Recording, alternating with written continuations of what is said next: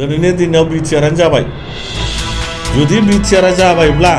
नोंथांमोना सों बा जोंबो सोंगोन जे बिटिआरआ बबे आयेननि अब्लिगेशननि सिङाव दङ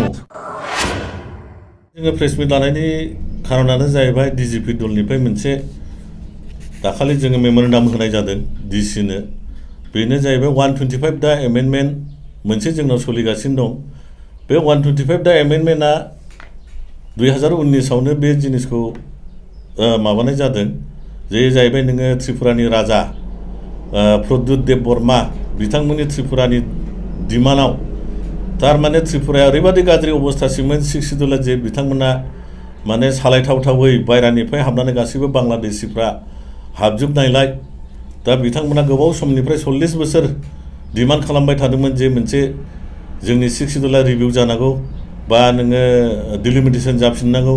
बा रेक्टिफिकेशन जानांगौ सुद्रायफिननांगौ होननानै बिथांमोना डिमान्ड खालामबोदोंमोन दा थिग बे रोखोमै 2019 आव बे 125 दा एमेन्डमेन्टखौ भारत सरकारा गनायथि होदों लोगोसे बियो थांनाय बोसोरनि 2024 नि डिसेम्बर मासाव पार्लामेन्टआव राज्य सभायाव बेखौ डिसकास जाखांबाय थारमाने राज्य सभायाव पास जाखांबाय दायो गोदानै भारत सरकारा जे मोनसे पाब्लिक रिप्रेजेन्टेटिभनिफ्राय मोनसे मेमोरेन्डाम बिनायखाय जोङो दाखालि इउटिअ united tribal organisation of Assam लोगोसे डिजिपि द्वारांचल जन परिसंगम ज' मिलायनानै जोङो मोनसे राफोद सुद्रायनानै थांनाय समनि बिटिसिफोरखौ सुद्रायनायनि मोनसे सम मोननायखाय बिथांमोननि जे डिमान्डआव जोंहाबो सिक्सुदुल बिटिसि दंखाय बेहाय प्रযোज्य जानायखाय जोङो पाब्लिक रिप्रेजेन्टेटिभफोरनिफ्राय बिनायखाय जोङो मोनसे मेमोरेन्डाम होनाय जादों आरो बे मेमोरेन्डामा मोजां आरो जों बुङो जे बे मोनसे बर'फोरनि बा बिटिसिनि जुनै मोनसे गोल्डेन चान्स जे जोंहा मा खमिफोर दंमोन मा सुद्रायना लानांगौ दंमोन माबाफोर जे बेफोरखौ जोङो रेक्टिफिकेशन खालामनायनि मोनसे सम मोनबाय आरो बे डिमान्डआ 17 चार्टार अफ डिमान्ड गासै 17टा डिमान्ड दङ बेखौ फरायना खोन्थाला गोबाव टाइम लागोन नोंथांमोननो आङो पर्टेल मिडियाफोरनो हरजोबगोन जेन' बेखौ गासै पाब्लिकनो प्रसार खालामना होयो पाब्लिकफ्रा फरायनो मोनो दा बाथ्रा जाहैबाय बे 125 दा एमेन्डमेन्टआ बियो बिटिआर एकर्ड बा बिटिआर साइनजोंहाय फैफानाय नङा बियो आलादा नो डाउट बिटिआरजों लोगोसे 125 दा एमेन्डमेन्ट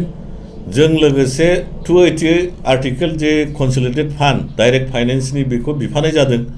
एमेन्डमेन्ट खालामनानै खिन्थु जोङो क्लियार खोथा नोंथांमोनखौ होनो बे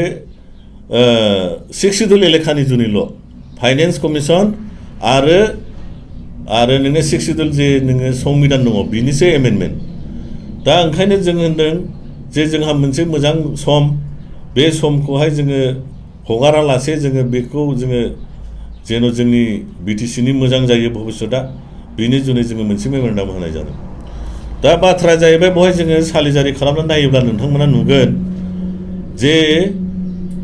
जे थांनाय बाराव मोनसे बिटिआर एग्रिमेन्ट जानानै फैदों दायो इमप्लिमेन्टेशननि नामाव दायो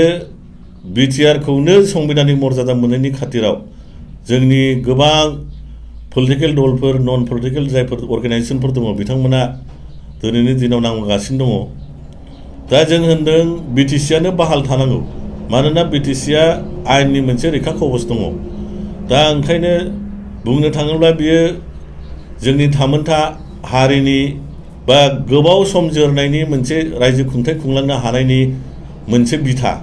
बे बिथाखौ जोङो मालाबाबो खोमाना लानो हाया दा ओंखायनो जों होनदों जे जुदि दानि समाव खोथाथे खोथा बिटिआरखौनो जुदि संबिधानिक मर्यादा खालामबायब्ला बा हमना लादो बिटिसिआ गैलाब्ला दा नोंथांमोना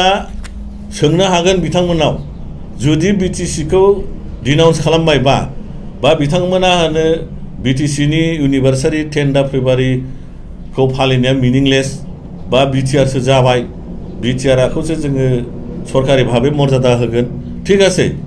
दिनैनि दिनाव बिटिआरआनो जाबाय जुदि बिटिआरआ जाबायब्ला नोंथांमोना सों बा जोंबो सोंगोन जे बिटिआरआ बबे आयेननि अब्लिगेशननि सिङाव दङ बा बिटिआरआ बबे प्रभिजननि आन्डाराव बिटिआर जन्म जाखो